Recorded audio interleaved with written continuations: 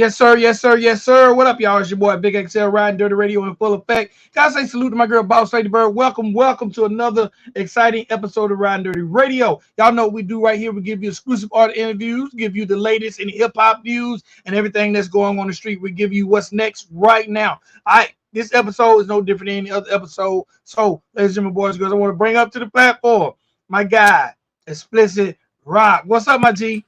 What's up with you, bro? How you doing? All right, man. I'm good again, man. Welcome to the platform. Thank you for being here. You could be doing anything else, and by the way your videos look and your content, I know you could be doing anything else because you be getting it in. Right, But right, thank, right. but thank you for taking some time out to hang out with the crew. 100. All right, man. The first thing I want to get into, I want to find out and let all the people know, where is Explicit Roc from? Hey, I'm from Alabama. I'm from Anniston, Alabama. It's a small town outside of Birmingham. No way you are less than 3 hours away from me here in the ATL. Yeah, about an hour and a half actually. Yeah. Shout out, Alabama. Man, I'm in. Let me say this real quick. Alabama has a hip hop scene that the world is sleeping on. There are so many dope artists in the state in the state of Alabama, bro. Right. You ain't never lied, bro. That's a lot of. We just ain't never had the platform. Man, I be wanting to do a show just based off because there's something that comes on. I cannot. My mind just went blank. But it's someone who do videos and they'll get a bunch of cats from Alabama and they'll just spit bars. Right. Man, they have about 20 cats per episode and they be fired, man. Alabama, y'all on fire. Y'all need bigger platforms or radios. I don't know, but it's so many talented artists in Alabama. Yeah, man. We on the come up, man. We done had a couple of them. We actually had one that actually made a name, Doe B. Remember? He had signed. Yes. Yeah. Yes. Rest in peace, Doe B. Yeah, man. We asked, he came back home and some tragedy struck. That really set the whole state back for about 10, 20 more years. You know what I mean? Y'all jumped it off with Dirty back in the day. Yeah. Rich boy. He popped through. We done had some couple boys that made it, man. We got some new ones that came like Big Evo. Mm-hmm. We got No Cap. We got some big names, man. We doing all right now. We really doing all right. Definitely. One time, man, Alabama. I'm gonna ask you about one Alabama old school group, and then we're gonna push forward. Do you remember a group called Deuce Comrades? Nah, you got me there. You got me there. Yeah, they're old school group from maybe Birmingham. They used to come to the ATL all the time, and I used to work with College Park Music, and they were signed to College Park Music for a while. Oh shit! So they did big thing. They did big time then. They did all right. Yeah, they made some noise. All right, but Explicit Roc. Let's talk about you. First and foremost, when did you realize you wanted to jump in this thing called music and entertainment? It started off back in high school, actually. I was with a little group. We used to freestyle all the time, and back then, it was just amazing just to hear yourself in the studio, because it was just hard to find people that actually recorded. Just hearing your voice in the studio was actually exciting. So I started with a group, and as that group, as life hit, some of us got older, some of us got married. And, a lot of us didn't really want to put your money into it, and I was the one that started it, so I was able to keep it going. So it all started with just the joy of freestyling. What I mean? All right, what was it like working with a group as opposed to being a solo artist? Man, I love working by myself more, but group benefits you better, because when you work with a group, you got more people that know more people. So you got everybody may have a homie that tells their homie. So when you drop a song or a video or any kind of footage or merchandise, it's easier to get the product out. You're not by yourself out here. Then you got different varieties and whatever the song is that you may make. You got 4 or 5 different verses, hooks, different voices to make it sound better. Compared to when you by yourself, you got to do it all by yourself. So money comes by yourself. Promotion comes by yourself. Making the music. Any kind of time you need some help. Anytime you're in the studio, you just want to know if this sound good. You by yourself. So it's more challenging when you're by yourself, but the reward is better, because you don't have to really worry about this guy not showing up on time and the whole project get canceled. So it's all about your own drive and your own process. So I think it's pros and cons to working with a group compared to working with yourself. Okay, no doubt, no doubt. I can definitely understand that. Um, I'm sure it's nothing like being in the studio waiting for the group to get there and nobody shows up but you. Right, right. Then you got to cancel studio and he ain't gonna give you your money back. You just done wasted your little money. No doubt, no doubt, no doubt. All right, let's rewind a little bit. Growing up in Anniston, um, that's a smaller town in Alabama, not like Birmingham, not like Mobile. But what was it like for you growing up in Anniston? What was the family like? What was the school life like? How did the girls treat you in school? I was actually one of the good ones. I was actually, I actually had, I was a child of a high school sweetheart couple. So Okay. that right there started me off with a bang with everybody. Everybody already kind of knew me. And my mom and dad popularity, with me having dad in my life, that wasn't really common around where I was at. It happened, here and there, but it made me stick out, made me a little different. He got me in the house early. So a lot of folks like to say I was the golden spoon. I was spoon fed. But I had to take that as an opportunity. Just because I got it, that don't make it less because he don't got it. So I don't have to put myself in them shoes, nor am I better. So I think coming up in the environment that I came in, moving away to the school that I did, it kind of made me see the other side of the picture of the world, and it kind of made me smarter. So the environment, it was big on police coming up. Everywhere you went, the projects was police circling them. So our people really was getting hostile. Like they was really getting hindered from growing. And I actually think me moving out to the neighborhood, it gave me more education about that different culture of people. You see what I'm talking about? Absolutely, absolutely. I actually grew up in a double parent home too, so I know the benefits of growing up in a double parent home. Growing up in a double parent home or growing up being able to see your father every day, how did that mold you as a man? It made me good because I didn't have to go search for that hero like a lot of folks. I didn't have to worry if I'm doing right out here.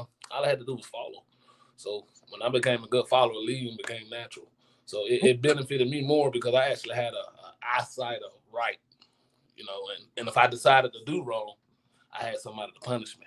So that particular part right there helped me make my own decisions when I became a man on what to do. Because I get, everybody get mad. So, but what you do when you're mad is what's going to determine if you're going to get life or if you're going to be able to just move on and enjoy your life. And I think having that father in my life, it helped me not shoot that gun and hit him with my fist. You know what I mean? And I think little small stuff like that is why the father figure helped me. No doubt, no doubt.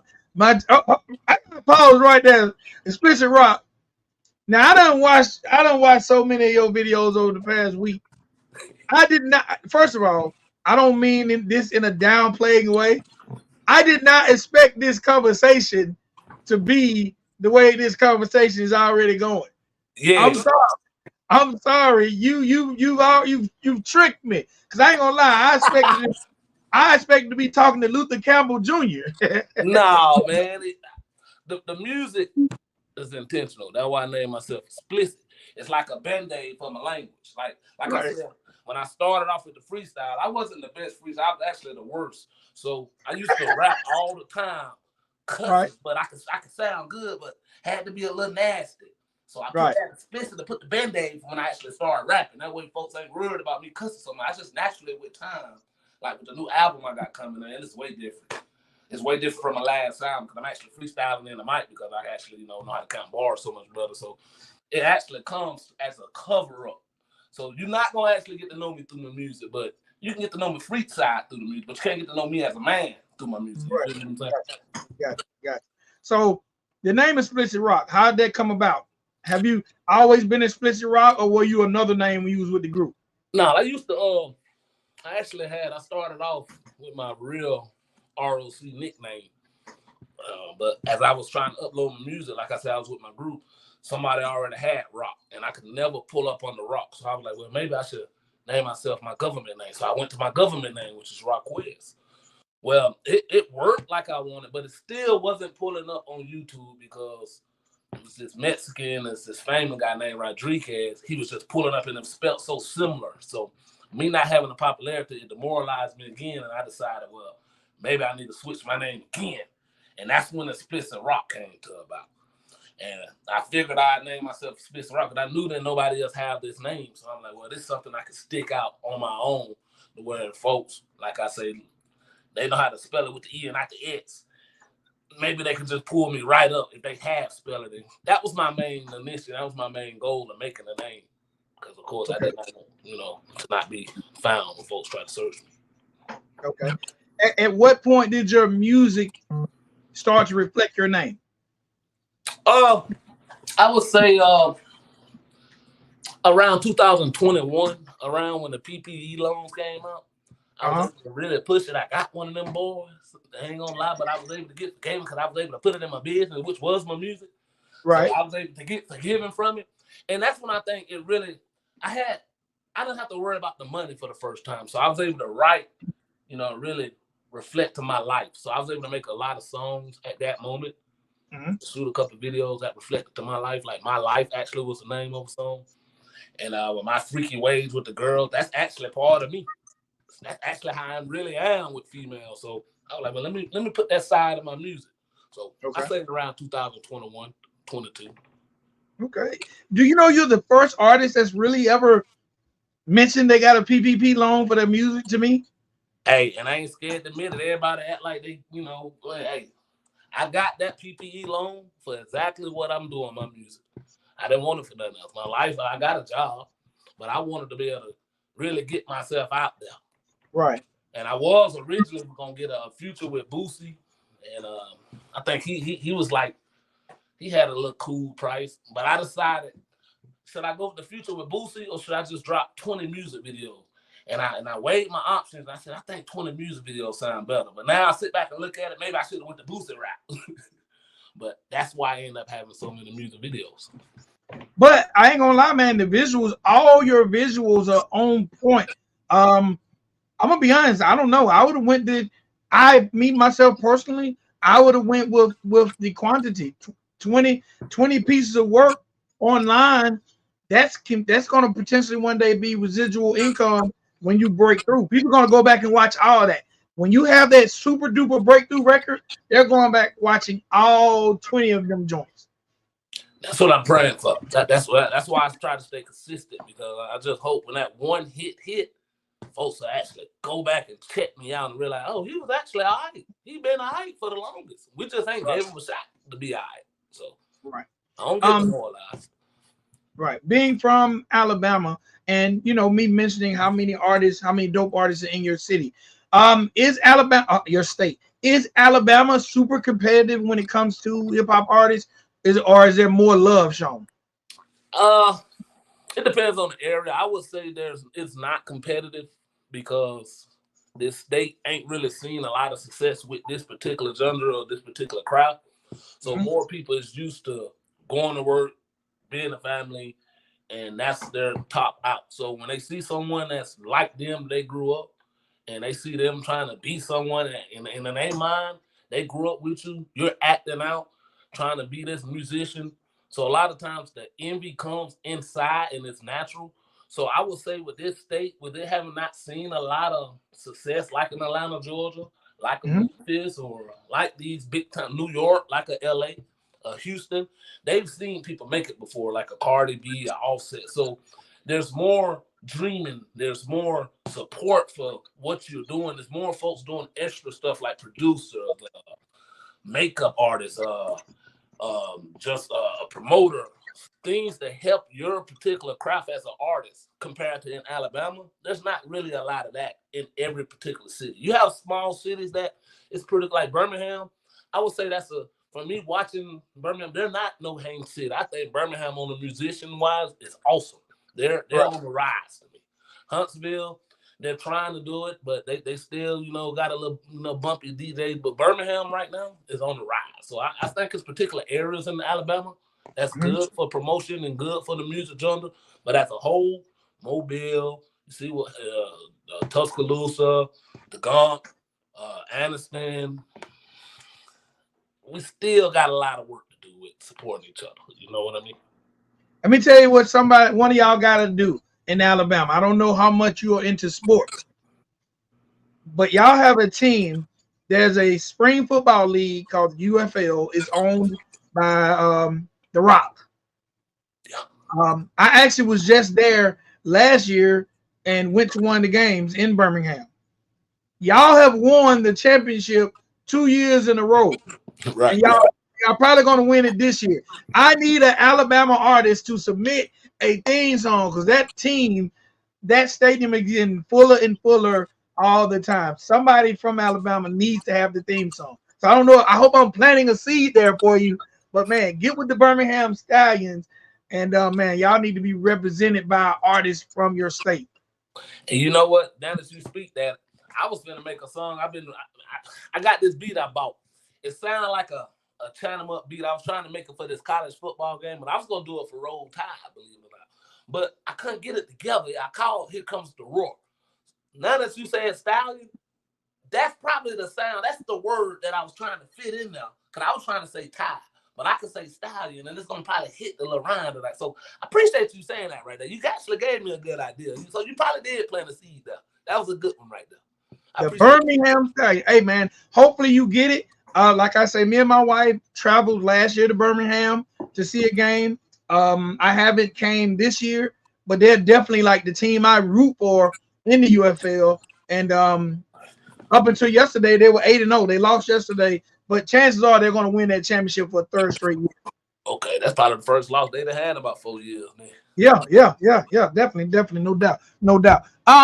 Growing up in Alabama, and you mentioning the Tide, are you a Tide fan? Yeah, I'm all Roll Tide.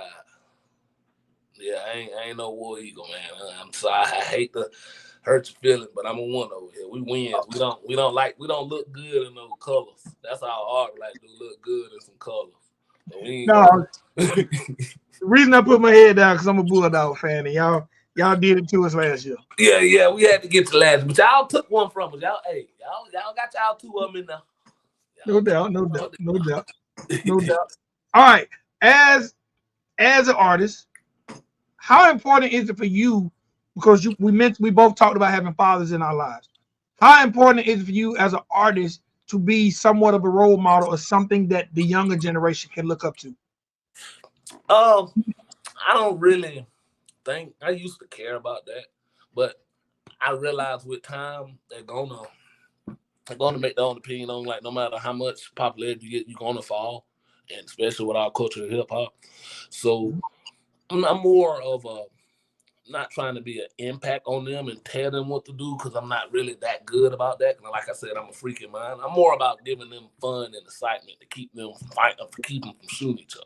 I'm more about going to the club back in the day and people have a good time with each other and dance with each other and leave with some cool instead of leaving going in there fighting all the time. Because I mean, that's what made us. That's what made us, stick together because we got love out of that. So I'm not really about preaching to them. I can sometimes, but my mindset's still a little freaky on all that. So when I preach to a younger generation, I ain't gonna really talk to them right. So I say it on a lot of songs, get your kids off of it. So I kind of rap when I talk to preaching, more about my age generation. But the younger generation, I just want them to be influenced on how to go out with your homies and have a good time, to look for the other sex. Look for girls. Girls look for men.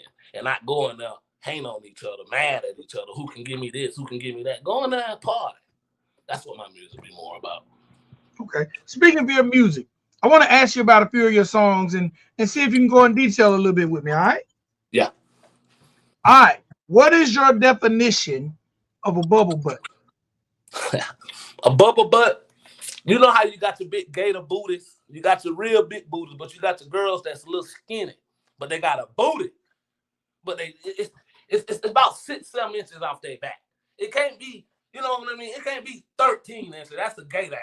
That's a floppy. You know what I'm saying? You gotta have a bubble. And she gotta be a little small. You feel what I'm saying? So that's what I call the bubble butt. Okay. All right. What would be if someone came to you, a female came to you and said, Explicit Roc,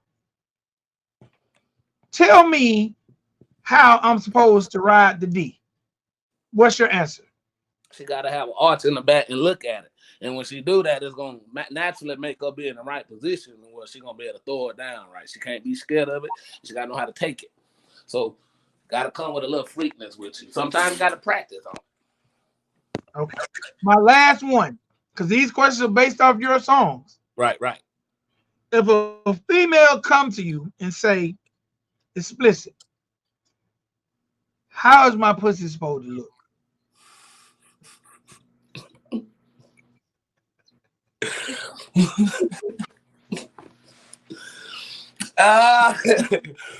Only thing, hey, you got Miles looks, you know, you got some coochie that, you know, it looked like, you know, it looked like. Then you got some that look like, you know, can you see this? You see that? That's a little tight, you know. Right. That's smooth. But then you got some that's a little, it's busted open a little bit, you know. Right. It looked like a rose. If it looked like a rose, it don't look good. Okay. That ain't the one. You don't want the rose. You don't want the rose. I don't want the rose. I don't want too many miles on it. Too many miles on it. So you don't like used cars? I don't like the meat hanging out for it. You know what I mean? I like my meat to be intact, stuck up in there. You know, I don't like the meat to be busted out like a busted can of biscuits. Have you ever ran into that situation? Oh yeah, plenty of times. I done ran through it. You know, it was all right. I dealt with it at the moment, but you know, at the moment, you know, you don't mind if you like it, but you know, later on, if you get to arguing, you gonna bust the pussy ass. You know, you'll let her know. You know what I'm saying? You ain't finna just talk about me. Think I'm finna let that slide. You know what I'm saying? But at the moment, I'm gonna be a gentleman. I ain't gonna say nothing to her. We're gonna work with it. But she better not say nothing to make me mad. Is Explicit Roc single?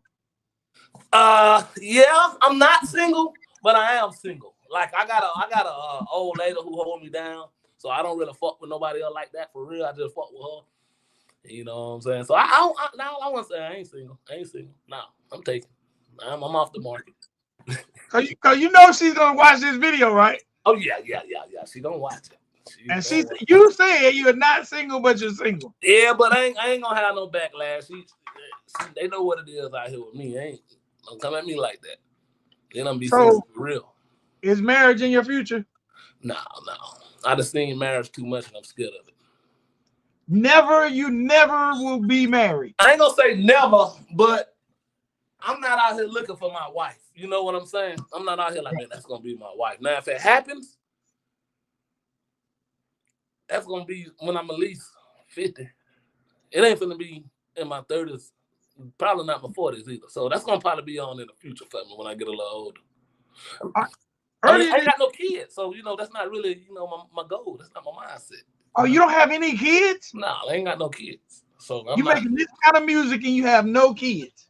That's why I can do what I do. That's why I can say what I say because I ain't really got nobody watching me like that. Gotcha. Yeah. You released 2 joints earlier this year. Let's talk about them. Still Gangster and Like Me. Yeah. That Still Gangster, I actually made a little track called Shit Gangster on my mixtape, on my $40 mixtape. It did real good. It did pretty good. A lot of folks was raving over that one more than a lot of my other songs. So I decided to show them, hey, that was real. I can come back with it. So that's what Still Gangster popped up. I actually bought a beat, and I couldn't, at the moment, think of what I wanted to use this beat for. So as I dropped my mixtape, I wanted to come back with another song, and that's when Still Gangster popped up in my head. I said, I'm finna rewrite me a new one. So I came in with Still Gangster, dropped the video with Carlton Banks. And of course, he the one that actually dealt with Doe B, shot a lot of videos with Doe B right before he ended up getting on with Carlton. And that liked me. Me personally, I wanted to try something completely new. You know, I was like, I'm finna go to a different genre of music. I'm finna make me a pop song. I'm finna make me something I can try to get on the radio. And of course, I heard this. I had bought this little beat. Of course, this little beat I had, and I'm like, let me try a little something. And shit, believe it or not, I liked it. And I'm like, I'm finna drop this shit. So I dropped it, and it got 8,000 views on YouTube right off. And I'm like, I don't know if it was the cover, but shit, I rolled with it, and I kept pushing it. And that's how Like Me ended up coming about. That man, salute to Carlton Banks. I'm very familiar with Carlton Banks. I remember Carlton when he was a rapper. Did you know Carlton used to rap? Yeah. He used to be in a thing called Them White Boys. Yeah, them boys. Yeah, I know about that. Yeah, now he actually manages an artist also as well as shoot the videos. Yeah, I think you talking about who Jam Wayne. Jam Wayne. Yep. Yep. So I told you, man, I know a lot about Alabama. I know a lot about Alabama. Carlton, believe it or not, when I first started with Carlton, when I came out of my group, I had paid for some videos, and that's kind of my group said he the reason why we had fell off because the product was coming so slow, and we was all arguing about it because we had paid the money, but he ended up giving me the money back. But I think the time and delay it made us feel like, well, our product getting old. You know how people is when they in a group. Everybody want it this way. So for a minute, I stopped dealing with Carlton because of that reason. But he did come back around, try to make ends meet with the new little video that he shot me with that little still gangster. You know what I mean? Okay. That's what's up. That's what's up. So right now, what are you working on? What's next for Explicit Roc? I got a new I call it my first album because everything I've been doing in the past, I've been buying tight beats, just getting the leases for it. But this particular album that I'm dropping, every beat I've actually got made personally through scratch. And Okay. I'm really, like I say, my music got so different. I don't even really write them. I actually go in the studio, drink, just get sloppy good, smoke a little bit, and just freestyling. My music coming out so much more entertaining and so much better. And I may have a couple of errors, but I go back in there next day, scan it out, fix it. And right now I'm at 16 tracks. So I got my artwork already made, and I'm probably going, now that I got me a good government job, I'm probably going, like I say, this company I'm working with who promote me, I'm probably going to put a little money with them so they can promote me. And I'm going to run me some ads on my own. And I'm really going to try to push out this new album that I'm finna push out. Like I should get money back from it now. My royalties, on my BMI, all that, all my ASCAP, my distro, song trust, everything should be able to YouTube monetize, and I should be able to get that now. Right. So I feel like this time I'm gonna be able to get my money back from the album that I dropped because I'm actually owning the beat, the masters of the songs. What's the name of the album? The album of Mr. Toxic. Why that name? Are you a toxic guy? Yes, yeah, hell yeah, I like it. Yeah. I ain't gonna lie. Yep. Is there a reason why you're toxic? I mean, I guess because I'm cocky, and on top of me being cocky, I've been through some shit with females. I done dealt with some gangster type females. They done came at me so fucked up to where I'm used to defending myself. So I don't really know how to be nice for real, and I be being nice. I mean, she's a woman, I never hit a woman, none of that, but my mouth, when I get mad, I get mad, you know what I'm saying? So I try not to goddamn get with the one I really like right off because my feelings get involved. And she, I don't know, man. I just try to stay away from feelings. That's why I stick with my little old lady, man. Because I know me, man. I'm real toxic. So I made a little album explaining why, I gotta ask, can you think of the worst thing you've ever said to a female? The worst thing I ever did to a female? Say it. Oh, I probably say you old dry pussy ass bitch. That's why nobody like you right now. I remember saying that to a bitch because I called her old dry pussy ass bitch. That's why nobody like you now. Little dry sandpaper feeling ass bitch. My goddamn nerves, sweet and sour chicken ass looking ass hoe. What was her response? She hung up on you. Crying. She just started crying and act like I said the worst shit in the world to her. And later on, act like she gonna kill me. You wiping tears? I just took her back. We got back cool. Okay. I told her I'm sorry. She know how I get when I get mad.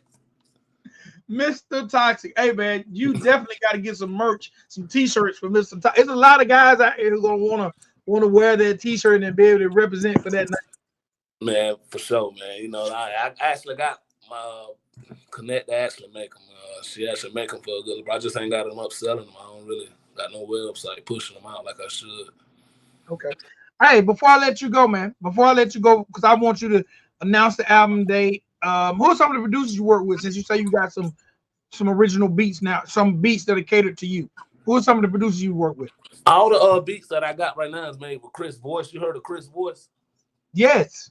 Yeah, I didn't know he made beats either, but he's where I recorded. He done upgraded his studio, so he's the beats.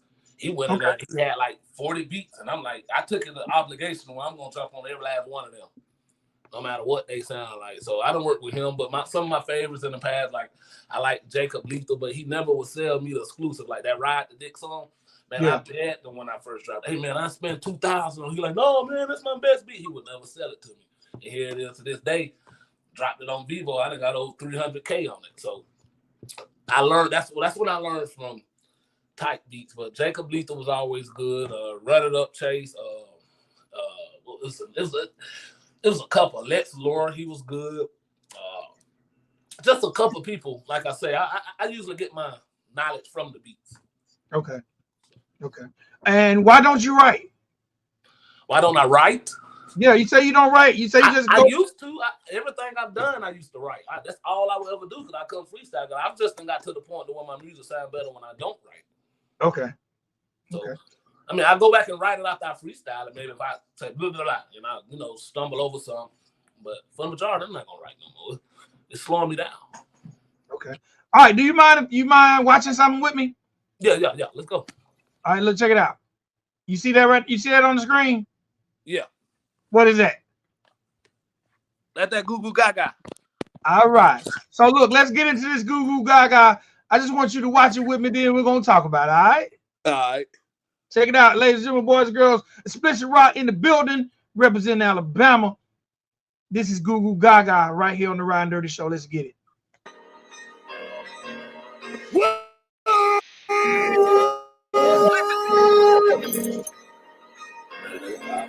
Tell them like that, Hey.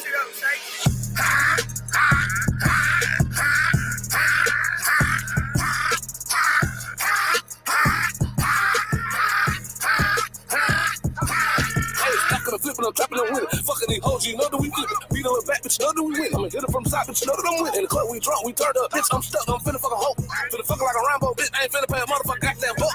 I'm here to put it like, bitch crying like a little bitch. I ain't finna pay the little hoe that shit. I ain't enough line, I ain't enough flex, I ain't enough bit of motherfucking that flex. If you wanna fuck me, bitch, better get your money up, better get the shot, man, cut. Nigga, I ain't saying shit, I ain't saying shit, but a Goo Goo Gaga. If one nigga wanna fuck me, bitch, better get sky. Hit him with it, hit him with it.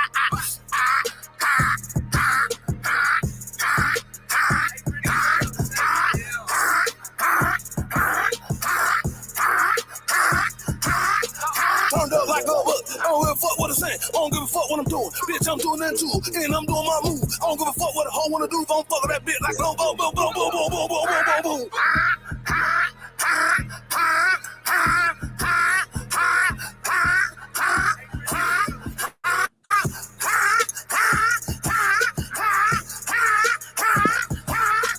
Bitch, I'm raising the roof, and I got my shit, and she got that pussy in my face, and I'm looking at finna take a lick like, and it's great. I don't give a fuck like Tony the Talk, bitch, looking like great. And won't give a fuck, bitch, my middle say, none of that bitch, I'm middle say straight.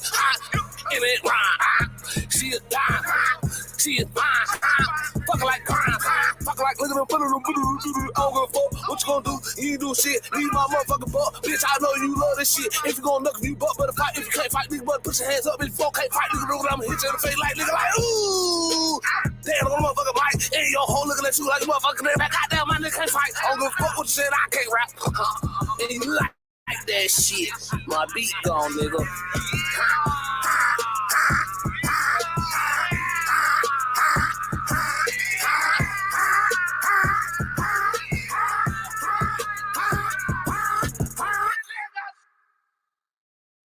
Hey man, I ain't gonna lie. That song has so much energy. That's like one of my favorite. I'm an energy person. I love energetic song, man. That song is like one of my favorite songs I've heard in 2024, bro. Man, that shit felt good to hear coming out your mouth then, bro. For real, dog. Cause hey, that's what I needed to hear, bro. I used to want to be the next Kings of Crump, but I felt like Deuce took it from me, and I don't think he earned it because Lil Jon just gave it to him. I ain't saying nothing was wrong with him. I just think he just got handed over the crown before he worked for it, and that shit made me feel some type of way. Hey man, I ain't gonna lie. I love energy songs. I know a lot of artists now are super cool or whatever the case may be. To me, I love those type of songs. I love.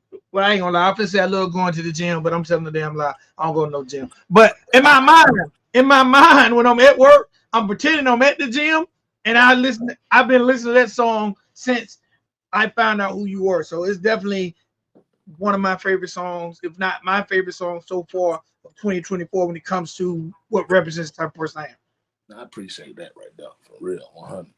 In the song, you say, y'all think I can't rap? You say something like that along. Like why? Why did I mean? I'm saying, was that just you freestyling, or yeah, I do was you feel like freestyling. you That can't just what rap? popped out. That shit just It actually, I thought I fucked up when I heard it, but as I went back and listened to it, I'm like, no, we can keep that. Like I said, I was freestyling, and I thought when I said when my girl looking at me, she looking at my man like, goddamn, my nigga can't fight. I thought I messed up right there. So when I came back and said that behind that, I thought I was already messed up. We were gonna cut it out, but when I listened to it, it sounded straight. So I was like, let's just let it ride. So that's how that ended up coming out. All right, that man. Look, me and my coworker were just talking about this yesterday. So I got to ask you this, and then I'm gonna let you ride out. If you that line there, looking at me, my girl, look at me like I can't fight. If you get beat up, not you per se, any man, if he gets beat up on a one-on-one in front of his girl, is there any coming back from that? It depends on your girl.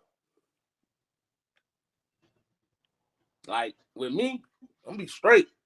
You feel me? But some dudes, they probably got their girl off fake shit, like flexing like they got it, like they the hardest nigga in the hood. So shit, when you gotta step out and be about what you talk about and you ain't about it, she finna go to the next hardest cat, because that's what she like. So I think that type of situation gonna depend on your girl. Okay. No doubt. No doubt. All right, Explicit Roc. Thank you for your time. Let the people know when to expect the Toxic Project. I had a big future with somebody in my city today, but they didn't come through. So tomorrow I'm gonna go and probably do some ads out, and I'm gonna upload it up to Apple Tuesday. So I can expect it to come out not this Friday, the next Friday. So you ain't gonna give the feature opportunity to possibly redo it? He my cousin, and I already know he goddamn. He right around the corner. He be out of town making moves too, so I can always get him on something, get him on the next tape. We can drop a single. It ain't really no rush, especially for me to keep holding up the whole project. Gotcha. You know what I'm saying? He calls. It ain't really no big issue on that. We can get something another time. You feel me? So definitely we should expect it next Friday, not this Friday, but next Friday coming out.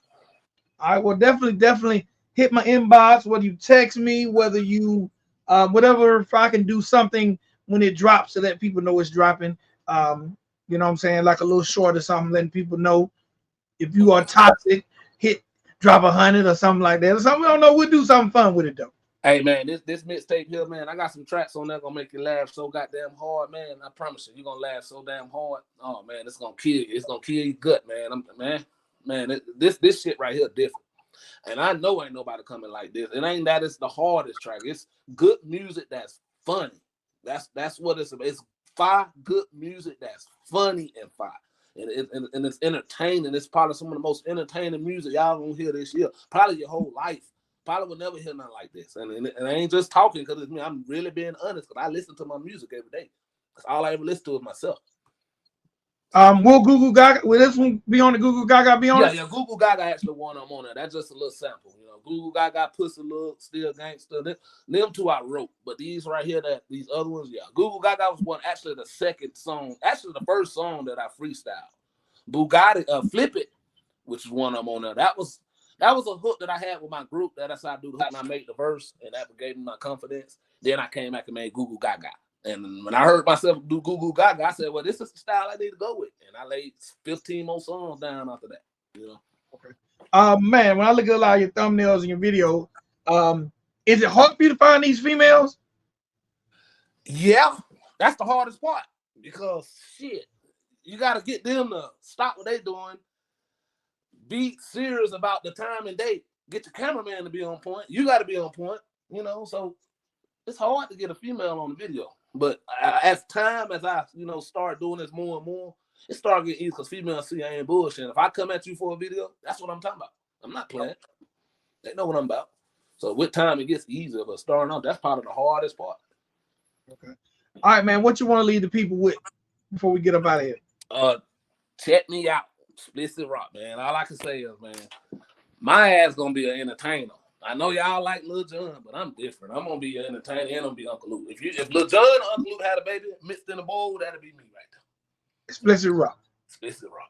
Last thing. I said that was last. This is the last thing. Content is king, man. Let these people know how to find you on the world of social media, whether it's TikTok, Snapchat, Facebook, Instagram. Let the people know how to find you, because the people that watch these shows like to go back and check these artists out.